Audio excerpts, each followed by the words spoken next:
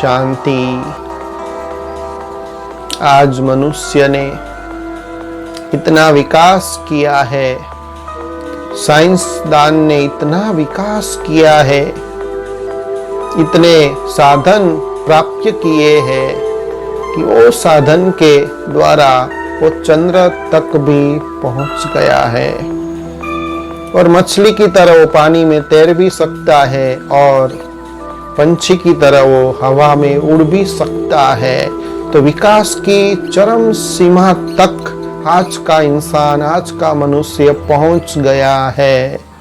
लेकिन सोचने की बात तो ये है कि इतने साधन प्राप्य होते हुए भी कि गर्मी में ठंडी का अनुभव करता है, ठंडी में गर्मी का अनुभव करता है, स्विच ऑन करने से उसको सब कुछ प्राप्त होता है, सुख भी मिलता है, आनंद भी मिलता है, लेकिन वो सब मिलता है क्षण भंगुर, अल्प काल के लिए, थोड़े समय के लिए।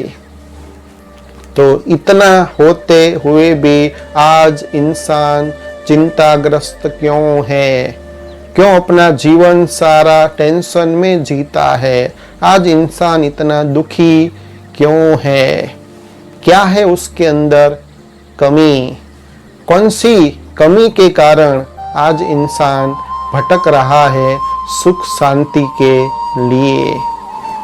तो ऐसी कौन सी पहेली है जो इंसान चंद्र तक गया है? इतनी टेक्नोलॉजी होते हुए भी एक पहेली वो समझ भी नहीं सका है और उसको सुलझा भी नहीं सका है। तो वो पहेली कौन सी है जिसको आज के इंसान को समझने की जरूरत है? तो वो पहेली है स्वयं का परिचय। तो आज हम स्वयं का परिचय जानेंगे कि वास्तव में, रियल में हम कौन है।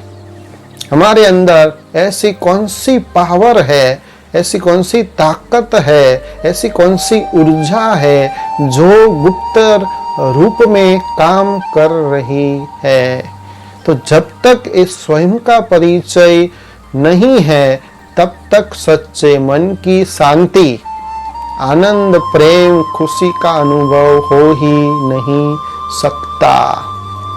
यदि आप सभी सदाकाल की शांति चाहते हैं, खुशी चाहते हैं, प्रेम चाहते हैं, शक्ति चाहते हैं, तो पहली को समझना अच्छी तरह अति अति अति आवश्यक है। तो आज आप सभी जरूर इस वीडियो को अंत तक देखते रहना। तो भारत देश के अंदर एक प्रथा है कि जब भी कोई बच्चे का जन्म होता है तो उसकी जीवा के ऊपर शहद लगाया जाता है और फिर ऐसा आग्रह किया जाता है कि वो ओम का उच्चारण करे। परंतु वो बालक बड़ा भी हो जाता है और मर भी जाता है और सारी जिंदगी जीवन जीता है, परंतु ओम का वास्तविक अर्थ क्या है वो जान नहीं पाता है, समझ नहीं पाता है।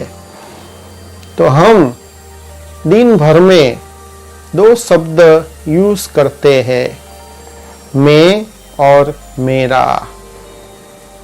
और अफसोस ये बात की है कि जब तक व्यक्ति जीता है तब सब कुछ इकट्ठा करता है, इतना प्रॉपर्टी होता है, वैभव होता है, साधन होते हैं, सब कुछ होता है, सब संग्रह करता है, फिर भी जब जाता है तो खाली हाथ जाता है।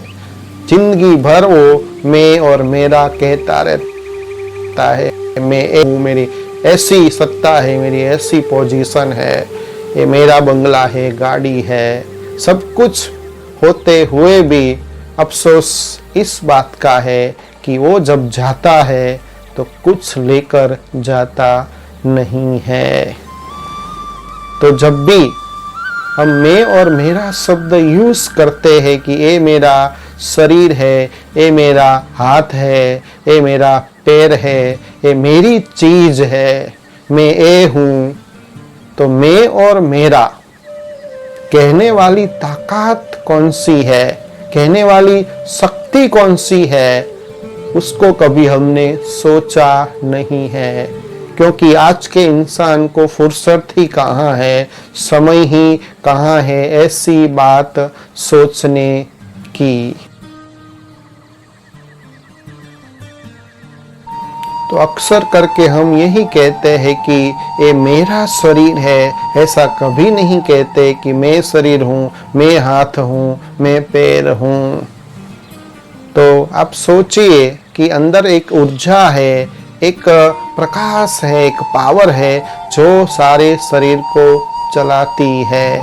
एक सच्ची पहेली है जो समझने की जरूरत है। तो जब भी शरीर के अंदर कोई छोटी सी पिन लग जाती है तो दर्द होता है। तो सोचिए कि जब वो इंसान मर जाता है तो उसके शरीर को भी कई बार पोस्टमार्टम किया जाता है, काटा जाता है, तब उसको कुछ भी दर्द नहीं होता है। लेकिन जब वो जीवित होता है, छोटी सी पिन के कारण भी उसको दर्द महसूस होता है। तो रियल में ये महसूस कौन करता है कि जब कोई गर्म बर्तन होता है, उसको कोई व्यक्ति छू लेता है तो कितना उसको दर्द होता है, कितना वो बर्तन गर्म लगता है, तुरंत वो अपना हाथ उससे हटा लेता है।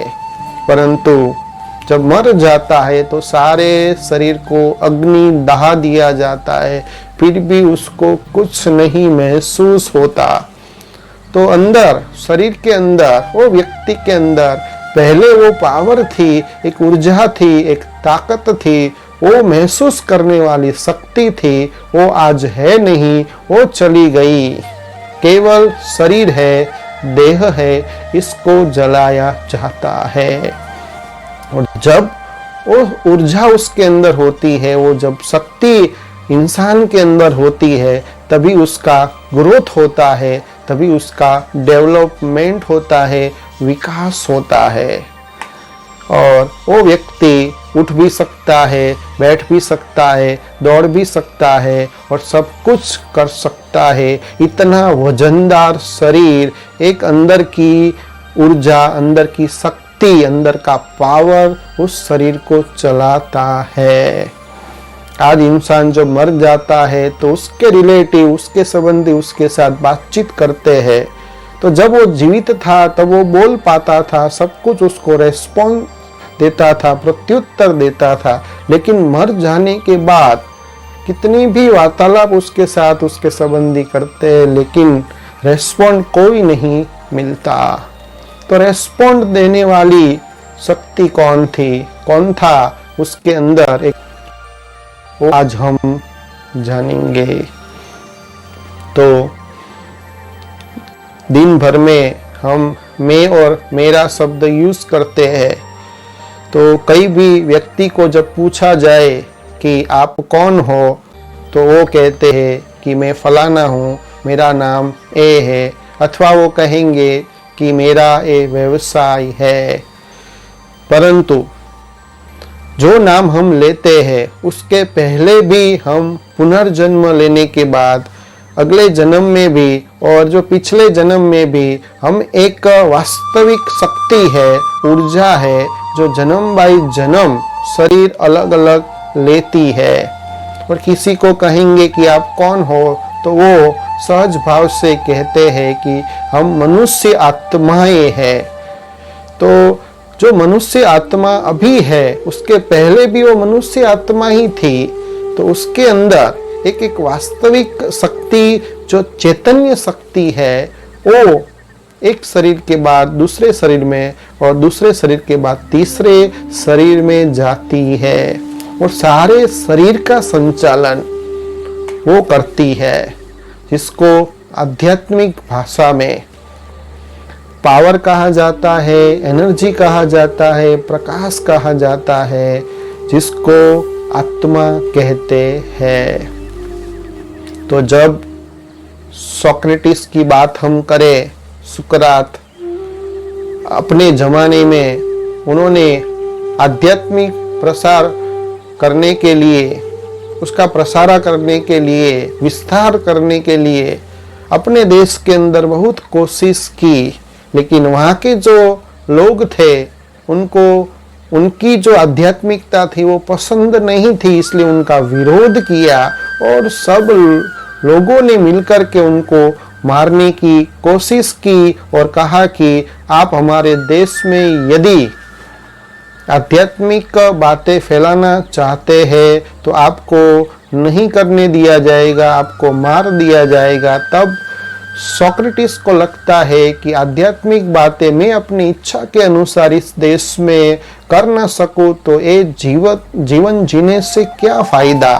तब उसको फिक्स समय के अंदर जहर दिया जाता है और जब वो जहर पी लेते हैं तब कॉन्शियस के अंदर, जब तक उनको कॉन्शियस होता है, भान होता है शरीर का, तब तक वो बोलते रहते हैं कि मेरे जो पैर है वो खत्म हो रहे हैं, मेरे जो हाथ है वो भी खत्म हो रहा है, मेरा शरीर है वो भी खत्म हो रहा है, फिर भी मैं इस संसार में रहूंगा। तो इसका मतलब क्या है?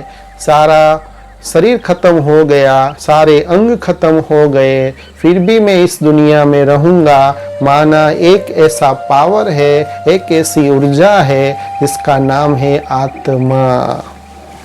तो आत्मा ही सारे शरीर को चलाती है और जब तक शरीर के अंदर ये ऊर्जा है, आत्मा है, तब तक शरीर मूव कर सकता है, कार्य कर सकता है, उठ बैठ कर सकता है, सब कुछ फंक्शन उसके अंदर होते हैं। और जब वो पावर नहीं है, आत्मा नहीं है, तो एक मुर्दे की तरह, वो एक लोथ की तरह, एक पिंड की तरह, एक पत्थर की तरह उसका शरीर पड़ा रहता है।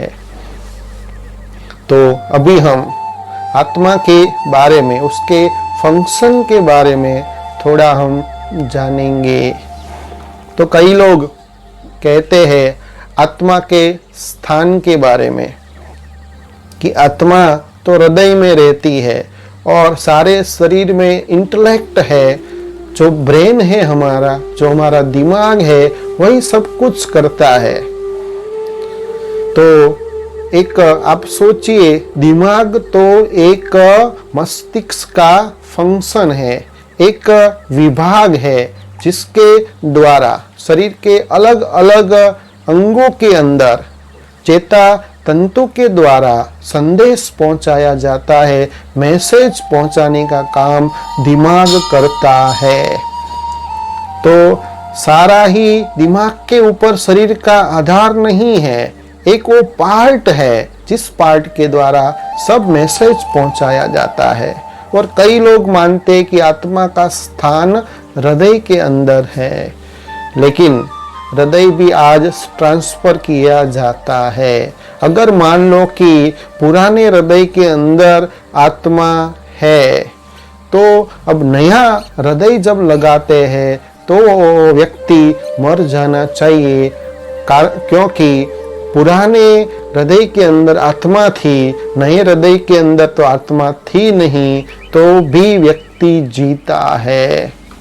तो इसका मतलब ये हुआ कि हृदय भी एक पार्ट है शरीर का, जो सारे पानी को जैसे पंप होता है, पंप सारे पानी को फैलाता है, ऐसे ही हृदय शरीर के अंदर जो खून होता है, रक्त होता है, वो सारे शरीर में वो रक्त को फैलाता है और दिन भर में 24 कलाक में 3 लाख बार वो धबकता है। तो एक पार्ट है, एक वो फंक्शन है शरीर का, नहीं कि उसके अंदर आत्मा है। तो जैसे शरीर और आत्मा, शरीर जड़ है और आत्मा चैतन्य है। शरीर की बात करें तो शरीर 5 तत्वों का बना हुआ है, अग्नि, वायु, आकाश, जल और पृथ्वी 5 तत्वों का बना हुआ है। तो जब भी शरीर के अंदर कोई भी कमी होती है तत्वों की, तब उसको सफोकेशन होता है, क्योंकि शरीर को ऑक्सीजन ही चाहिए। दूसरे गैस उसके अंदर डालेंगे या दूसरा कोई भी वायु डालेंगे तो वो सफोकेशन अनुभव होगा, उसको मूंझवण होती है।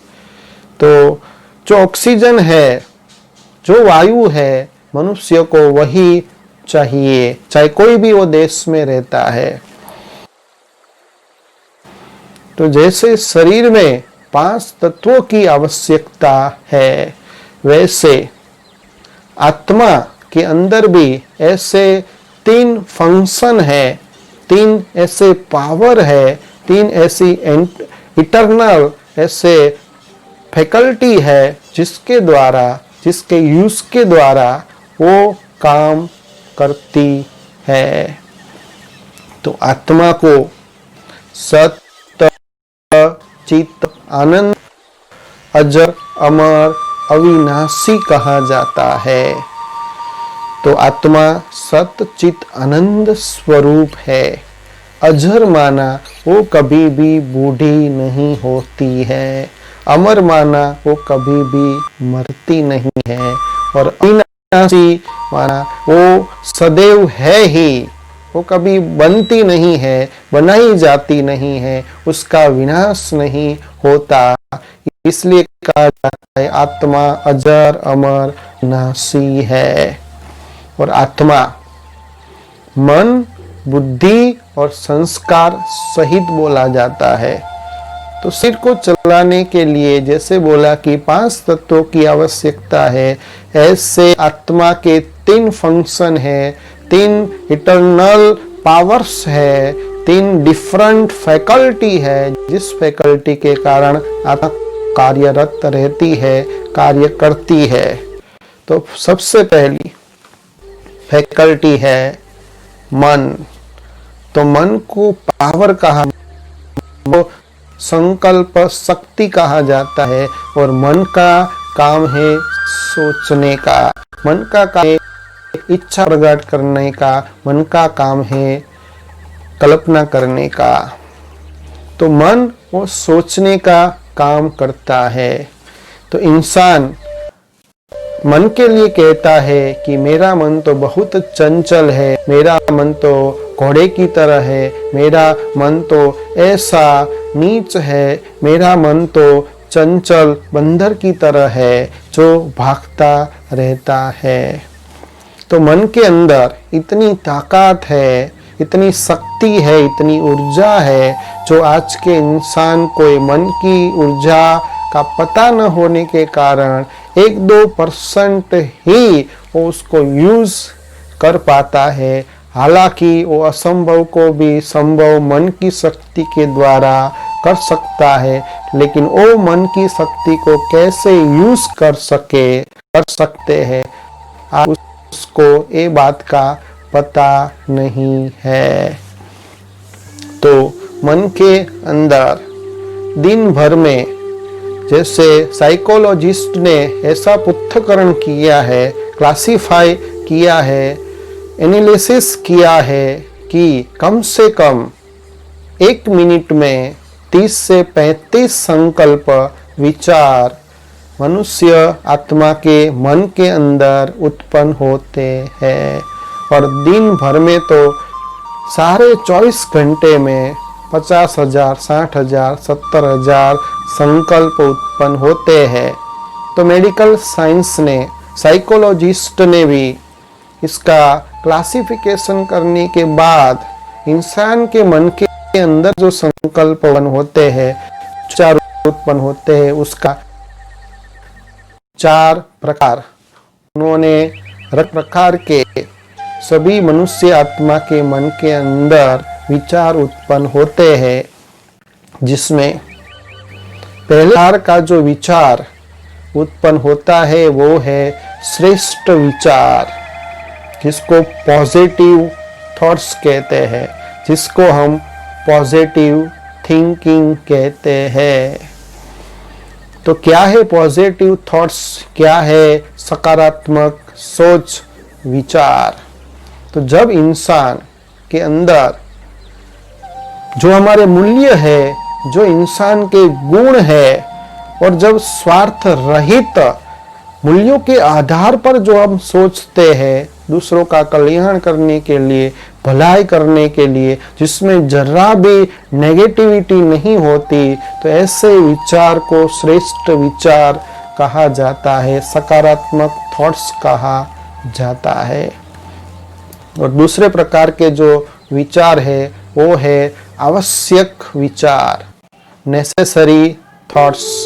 जो हम कर्म करते हैं, जो हमको रेस्पॉन्सिबिलिटी मिली है, जो हम कार्य करते हैं, तो काम के अनुलक्ष्य हम जो सोचते हैं, विचार करते हैं, थॉट्स क्रिएट करते, वो सभी है आवश्यक विचार। और तीसरे प्रकार के जो विचार मनुष्य के मन के अंदर उत्पन्न होते हैं वो है नेगेटिव थॉट्स, जिसको नकारात्मक विचार कहा जाता है। तो जब कोई भी इंसान, कोई भी व्यक्ति स्वार्थ के साथ और इविल माना विकार वश होकर के जब कोई भी विचार करता है तो उसको नकारात्मक विचार कहा है। जो कोई कमजोरी के कारण विचार करता है तो उसको भी नेगेटिव थॉट्स, नकारात्मक सोच कहा। चौथे प्रकार के विचार है व्यर्थ विचार, व्यर्थ सोच, जिसको इंग्लिश में वेस्ट थॉट्स कहते हैं, फालतू विचार, आवश्यकता नहीं होती। तो जब मनुष्य का मन एकदम शांत हो जाता है, माना कोई भी काम नहीं रहा, तब मनुष्य का मन पास्ट में चला जाता है और पास्ट में जो भी बात बीत चुकी है उसको याद करता रहता है और सोचता रहता है कि ऐसा नहीं किया होता तो अच्छा था, मुझे ये काम करना चाहिए था। तो वो सोच सोच कर बहुत दुखी होता है। लेकिन ये सोचने से कोई फायदा नहीं है, क्योंकि पास्ट इज पास्ट, पास्ट माना भूतकाल में वो बीत चुका, अभी आप कुछ भी कर नहीं सकते हैं। हाँ, उससे सीख ले करके आगे बढ़ना चाहिए, नहीं कि केवल सोचने से, ऐसे व्यर्थ संकल्प करने से कुछ नहीं मिलेगा। तो यह सारे फालतू विचार, व्यर्थ विचार, जिससे इंसान की शक्ति वेस्ट होती है। तो मनुष्य आत्मा के मन के अंदर देखे कि 4 प्रकार के विचार, श्रेष्ठ विचार, जिसको सकारात्मक सोच कहा जाता है, फिर नेसेसरी विचार, आवश्यक विचार, और तीसरे प्रकार के विचार है नेगेटिव माना नकारात्मक विचार, और चौथे प्रकार के विचार हमने देखे वेस्ट थॉट्स माना व्यर्थ फालतू विचार। तो आज इंसान के अंदर ये 4 प्रकार के विचार होते हैं, परंतु जो आवश्यक विचार भी जब इंसान करता है, उस आवश्यक विचार के अंदर, रोज के कार्य के अंदर भी वो नेगेटिव और व्यर्थ विचार करने लगता है।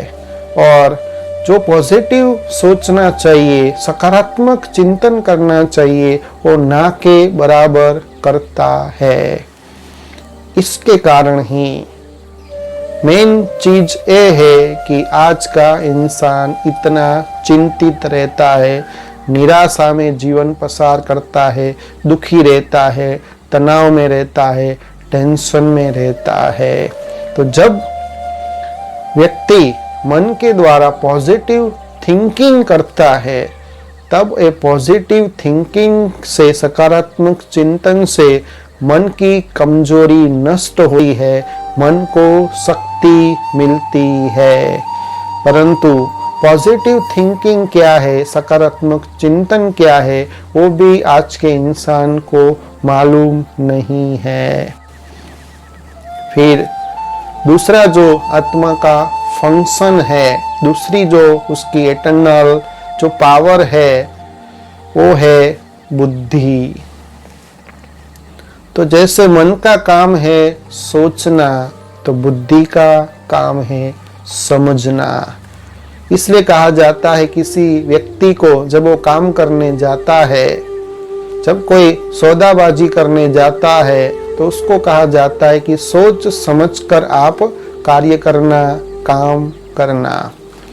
तो सोचने का काम मन और समझने का काम बुद्धि करती है। माना निर्णय शक्ति बुद्धि के अंदर होती है। परंतु आज बुद्धि भी मन के सोचने से, मन के विचारने से इतनी प्रभावित हो जाती है कि वो भी संदेह में आ जाती है, वो भी अच्छा निर्णय नहीं ले पाती है। फिर इंसान को बाद में कर्म करने के बाद उसको पछताना पड़ता है, क्योंकि आज के इंसान की बुद्धि भी मन के प्रभावित होकर ही निर्णय देती है। और मन के अंदर जो संकल्प उत्पन्न होते हैं वो भी ज्यादातर नेगेटिव और व्यर्थ ही उत्पन्न होते हैं, जिसके कारण बुद्धि भी आज के इंसान की कमजोर हो चुकी है।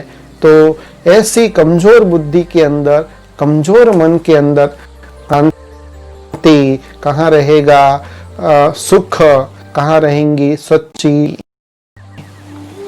तो अभी हम तीसरा मनुष्य आत्मा के अंदर तीसरा फंक्शन है, वो है संस्कार। तो मन का काम सोचने का, बुद्धि का काम निर्णय देने का, और संस्कार तो मन और बुद्धि के द्वारा जो कर्म किया जाता है उसका रिजल्ट आता है, उसका परिणाम आता है, जो व्यक्ति के आत्मा के अंदर पड़ता है, जिसको आध्यात्मिक भाषा में संस्कार बोला जाता है। तो व्यक्ति जो मन और बुद्धि के द्वारा कर्म करता है, बुद्धि निर्णय लेती है, और वारंवार जब एक कर्म होता है तो का परिणाम संस्कार के रूप में उत्पन्न होता है। उस व्यक्ति की आदत बन जाती है, स्वभाव बन जाता है। तो कई बार व्यक्ति कोशिश करता है फिर भी नहीं होता, और फिर भी वो प्रतिज्ञा करता है कि मुझे ऐसा नहीं बोलना चाहिए। तो व्यक्ति अंदर से निकल जाता है कि मेरा संस्कार ऐसा है, मेरा स्वभाव ही ऐसा है। तो ये संस्कार और स्वभाव बना कैसे? तो मन और बुद्धि के द्वारा ही एक कर्मों का प्रभाव आत्मा के अंदर पड़ता है, जो उसकी हैबिट बन जाती है, आदत बन जाती है।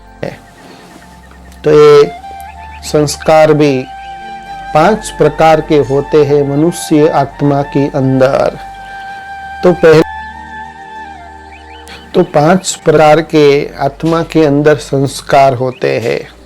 तो पहला जो है मूल संस्कार, जिसको ओरिजिनल संस्कार कहा जाता है। तो जब कोई भी आत्मा परम धाम से आती है, भगवान के धाम से आती है, तो उस आत्मा के अंदर ओरिजिनल संस्कार होते हैं। वो संस्कार है कि आत्मा शांत स्वरूप है, आत्मा सुख स्वरूप है, आनंद स्वरूप है, प्रेम स्वरूप है, शक्ति स्वरूप है, पवित्र है। ये आत्मा के ओरिजिनल गुण है। जब वो भगवान के धाम से आती है तो उस संस्कार को ओरिजिनल संस्कार, मूल संस्कार कहा जाता है। इसलिए जब भी कोई छोटा बालक एकदम छोटा होता है, वो सोया हुआ होता है, तो उसके आजू बाजू का जो वाइब्रेशन होता है कितना प्रेम वाला होता है, कितना वो सुख देता है उनको देखने से, और उनको गोदी में उठाने की इच्छा होती है। क्योंकि बालक जब मूल संस्कार में होता है तो उसको महात्मा कहा जाता है, और प्रेम आनंद के जो वाइब्रेशन है उसके चारों ओर फैलते हैं। तो ये है मूल संस्कार। और दूसरे जो संस्कार है वो पुनर्जन्म के संस्कार। कहा जाता है कि कोई भी छोटा बालक होता है, 5 साल का बालक भी कई श्लोक कंठस्थ उसके हो जाए और फिर पूर्व जन्म के संस्कार के अनुसार 5 साल की उम्र में ही वो श्लोक बोलने लगता है। 3 साल का कोई बालक होता है, वो कंप्यूटर को अच्छी तरह से ऑपरेट करने लगता है, तो लोग उसको कहते हैं कि ये पुनर्जन्म के संस्कार के अनुसार पहले जन्म में वो सीख कर आया है, ये संस्कार अभी उसका इमर्ज हो गया है। तो पुनर्जन्म के संस्कार भी आत्मा के अंदर होते हैं। और तीसरे प्रकार के जो संस्कार है वो खानदानी संस्कार, जो हमारे खून से, हमारे ब्लड से, हमारे रक्त से, अब दादा से वो है खानदानी संस्कार। और फिर चौथे प्रकार के जो संस्कार है वो संग के, रंग के संस्कार, कि कैसा हमारा संग होगा वैसा ही रंग चढ़ेगा। आज कोई व्यक्ति को कहा जाता है कि इसका संग ऐसा था, उनके बाप दादा तो बहुत अच्छे थे, माँ बाप तो बहुत अच्छे थे, परंतु उसको गलत संग पड़ा तो उसका रंग ऐसा हुआ, इसको ये भुगतना पड़ा। तो संग के, रंग के कारण भी संस्कार मनुष्य आत्मा में पड़ जाते हैं। तो 4 प्रकार के संस्कार हमने देखे। मूल संस्कार, फिर देखा पुनर्जन्म का संस्कार, और फिर खानदानी संस्कार, और फिर संग के, रंग के संस्कार। परंतु 5वें प्रकार का जो संस्कार है वो व्यक्ति में होता नहीं है, परंतु वो विल पावर, आत्म शक्ति को जागृत करने के बाद वो संस्कार वो आत्मा के अंदर उत्पन्न हो जाते हैं, स्फुरित हो जाते हैं, आ जाते हैं। तो वो है विल पावर को जागृत करने का संस्कार। तो कई महान आत्माओं ने अपने विल पावर को जागृत किया और वो संस्कार को इमर्ज कर दिया और सारे संसार के अंदर वो प्रख्यात हो गए, विख्यात हो गए। तो ये 5 प्रकार के संस्कार आत्मा के अंदर होते हैं। अभी हम जानेंगे कि हमारे शरीर के अंदर आत्मा का रियल में स्थान कौन सा है। तो मेडिकल साइंस ने ये प्रूव कर दिया है, ये साबित कर दिया है कि सारे शरीर के अंदर मस्तिष्क में हाइपोथैलेमस और पिट्यूटरी ग्लैंड के बीच में आत्मा का स्थान है, जिसको भ्रुकुटी बोला जाता है।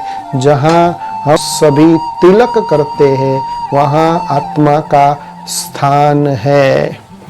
तो जैसे कंप्यूटर को चलाने के लिए कोई ऑपरेटर की जरूरत पड़ती है, बिना ऑपरेटर के कंप्यूटर कुछ भी कर नहीं सकता है, वैसे ही शरीर को चलाने के लिए आत्मा चाहिए। आत्मा के बिगैर शरीर कुछ भी कर सकता नहीं है। तो जब कंप्यूटर को ऑपरेट करने के लिए ऑपरेटर जब उसके सामने बैठता है और सामने बैठकर सारे फंक्शन के द्वारा, कीबोर्ड के द्वारा, मॉनिटर के द्वारा और माउस के द्वारा उसको ऑपरेट करता है, अलग अलग साधन के द्वारा उसको ऑपरेट करता है, तो वैसे ही शरीर के अंदर मस्तिष्क के बीच में, भ्रुकुटी के बीच में आत्मा बैठकर सारे शरीर को ऑपरेट करती है। आत्मा एक ऑपरेटर है और ये शरीर एक कंप्यूटर है। दूसरा उदाहरण कि गाड़ी, कार और ड्राइवर। तो जैसे कितनी भी महंगी कार हो, गाड़ी हो, परंतु ड्राइवर ही न हो तो वो गाड़ी वहाँ खड़ी रह जाती है, उस गाड़ी की कोई वैल्यू नहीं है, वो मूव नहीं कर पाती है बिना ड्राइवर के। तो वैसे ही इस शरीर के अंदर एक आत्मा है, जो आत्मा ड्राइवर का काम करती है और शरीर वो कार है, गाड़ी है। तो कार में भी ड्राइवर का एक चौक्कस फिक्स स्थान है, वो वहाँ बैठकर ही सारे कार को वो कंट्रोल करता है, चलाता है। तो जब उसको कार चलाना होता है तो जब पीछे का गियर करना होता है तो पीछे नहीं जाता है, परंतु एक ही जगह पर जहाँ वो कंट्रोल कर सके, जहाँ मेन कार के फंक्शन है, वहाँ ही बैठ करके वो कार को चलाता है। तो वैसे ही हमारे सारे शरीर के अंदर मेन जो फंक्शन है, मेन जो अंग है, वो है मस्तिष्क। मस्तिष्क में भी आंखें, हमारी जो इंटेलेक्ट है वो मस्तिष्क में ही है। हमारी आंखें, तो भ्रुकुटी जहाँ हम तिलक करते हैं वहाँ ये गाड़ी को चलाने वाला आत्मा रूपी ड्राइवर वहाँ बैठता है और सारे शरीर को वो चलाता है, गाड़ी को कार्यरत रखता है। जैसे मोटर के अंदर ड्राइवर का फिक्स स्थान होता है, एक जगह पर ड्राइवर बैठकर जहां वो ब्रेक लगा सके, क्लच दबा सके, गियर चेंज कर सके, स्टीयरिंग को मूव कर सके और अच्छी तरह से देख सके, वही स्थान पर बैठकर वो गाड़ी चलाता है। वैसे ही आत्मा रूपी ड्राइवर जहाँ मेन हमारे फंक्शन है शरीर के, वहाँ बीचों बीच बैठकर वो सारे शरीर रूपी मोटर को चलाता है। तो हमारा मस्तिष्क वो सारे शरीर में मेन बोला जाता है, उसमें भी हमारा इंटेलेक्ट, हमारी आंखें, सब कुछ जो मेन कर्म इंद्रिया है आजू बाजू है। इसीलिए भ्रुकुटी के बीच में जहाँ हम तिलक करते हैं, आत्मा रूपी ड्राइवर वहाँ स्थित होकर सारे शरीर रूपी मोटर को चलाता है, कार्यरत रखता है। तो कोई भी कार्य होता है तो भाई और बहन तिलक यहाँ भ्रुकुटी के बीच में ही करते हैं, और जब हमारे से कोई ऐसा गलत काम हो जाता है तो हमारा हाथ भी वहाँ माथे के ऊपर, ललाट के ऊपर, भ्रुकुटी के ऊपर जहाँ हम तिलक करते हैं ऑटोमेटिक वहाँ चला जाता है, और कहते हैं कि हमारा भाग्य ही ऐसा है, हमारे नसीब ही ऐसे है। तो यहाँ भ्रुकुटी के बीच में जहाँ तिलक करते हैं वहाँ आत्मा का स्थान है, इसलिए हमारा हाथ वहाँ चला जाता है। तो तिलक हम इसीलिए वहाँ ही करते हैं, गाल पर नहीं करते, और शरीर के स्थान पर तिलक नहीं कराया जाता, केवल भ्रुकुटी में ही तिलक कराया जाता है।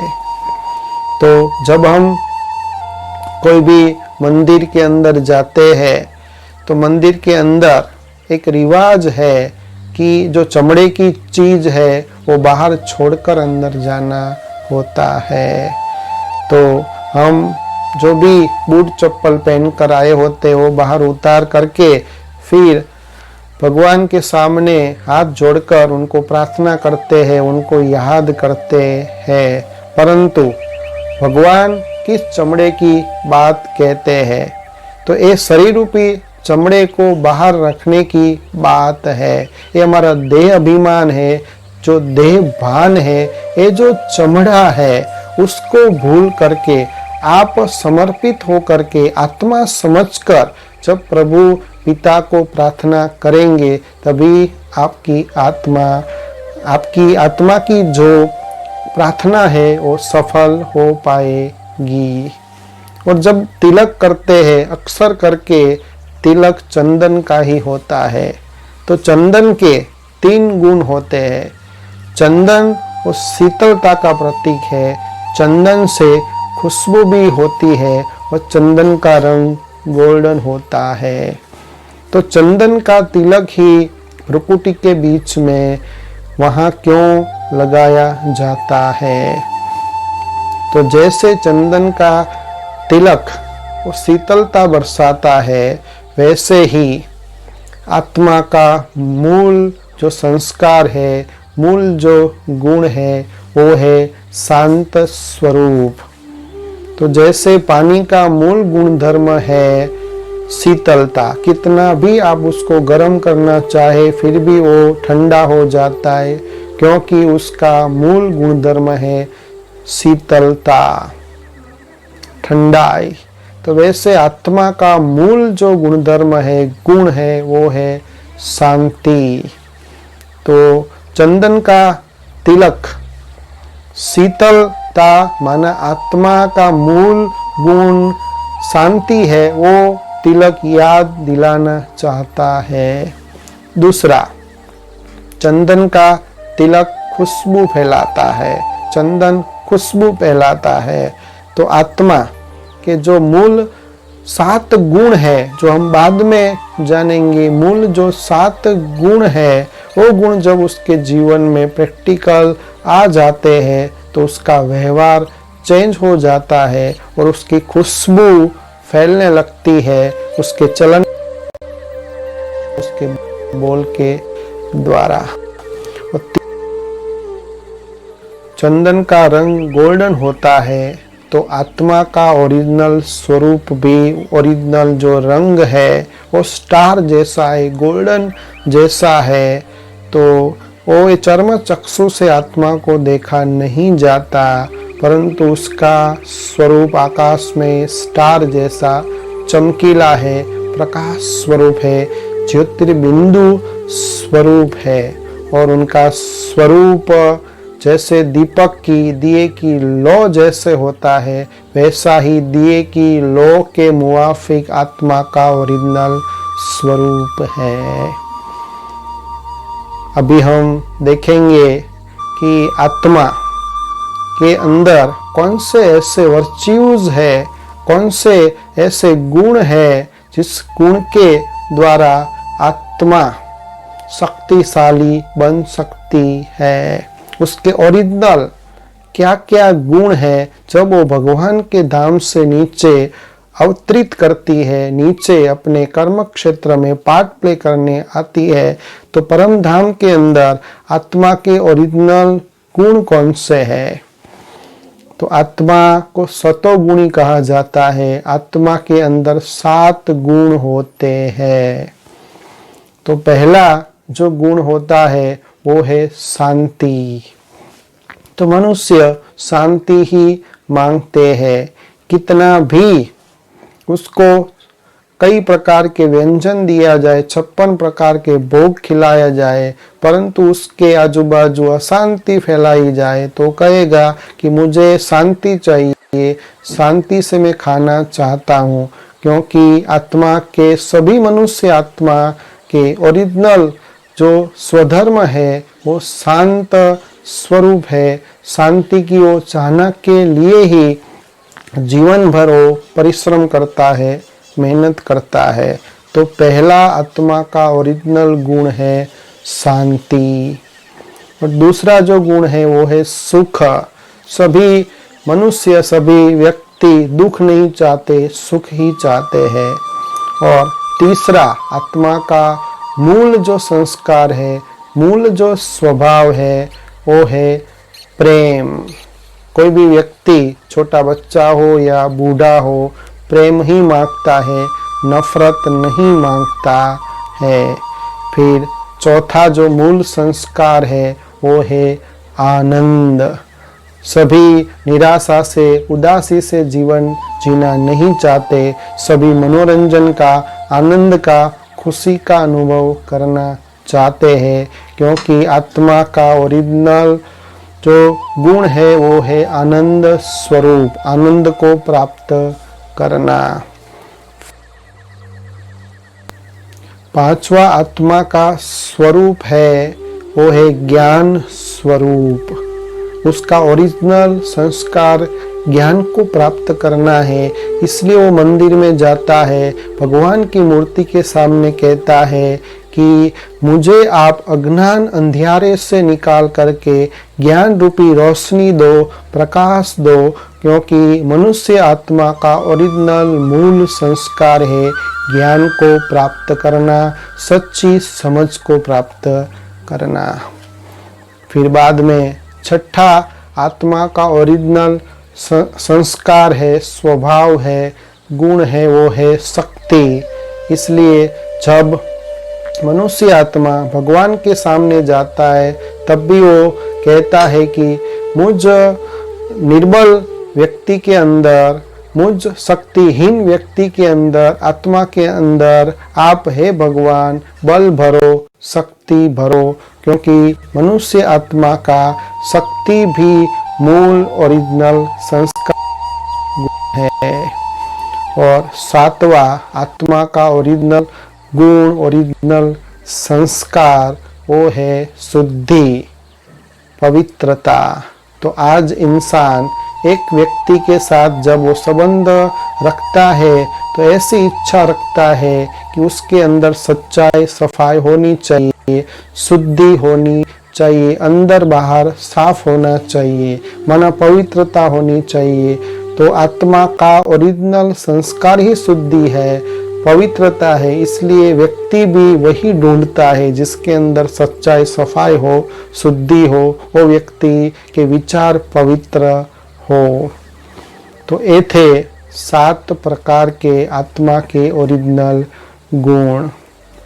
तो इसमें एक भी गुण की जब व्यक्ति के अंदर कमी होती है, आत्मा के अंदर कमी होती है, तो वो व्यक्ति निराशा का अनुभव करता है। सब कुछ उसके पास हो, शांति, सुख, आनंद, शक्ति भी हो, शुद्धि भी हो, लेकिन प्रेम नहीं है, तो भी एक गुण की कमी के कारण भी वो अपने जीवन को निराशाजनक बना देता है, दुख का अनुभव करता है।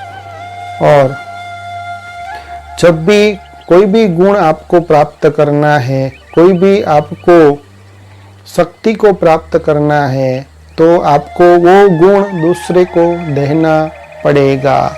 तो ये एक सत्य बात है कि जब आप सुख देंगे तो आपको सुख मिलेगा, जब आप किसी को शक्ति देंगे तो शक्ति मिलेगी, जब आप किसी को प्रेम देंगे तो प्रेम मिलेगा, नफरत देंगे तो नफरत मिलेगी, दुख देंगे तो दुख मिलेगा। तो जिस गुण की आपको आवश्यकता है, जरूर है, वो गुण आपको किसी को भी देना पड़ेगा। और फिर ये जो आत्मा के ओरिजिनल जो गुण है, स्वभाव है, ये गुण को प्राप्त करने के लिए मनुष्य, इंसान कितनी मेहनत कर रहा है।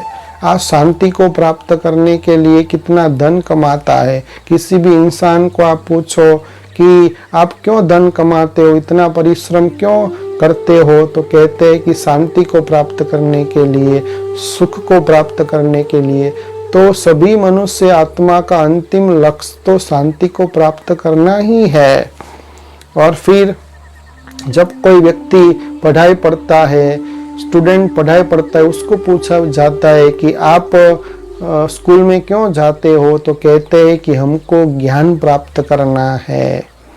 तो ज्ञान वो आत्मा का ओरिजिनल स्वरूप है। तो ये 7 जो आत्मा के ओरिजिनल संस्कार है, मूल गुण है, उसको प्राप्त करने के लिए रात दिन व्यक्ति परिश्रम करता है, मेहनत करता है। आज किसी भक्तों को पूछा जाए, जो भक्ति करता है, आप मंदिर में क्यों जाते हो, क्योंकि मुझे पवित्रता चाहिए, शुद्धि चाहिए, इसलिए मैं मंदिर में जाता हूँ।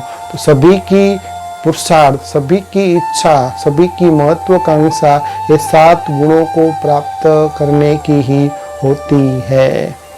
और ये 7 गुण को प्राप्त करने के लिए भगवान के पास भी हम जाते कि हे भगवान हमको शक्ति दो, हे भगवान हमको ज्ञान दो, हे भगवान हमको शांति दो, हमको पवित्रता का गुण दो।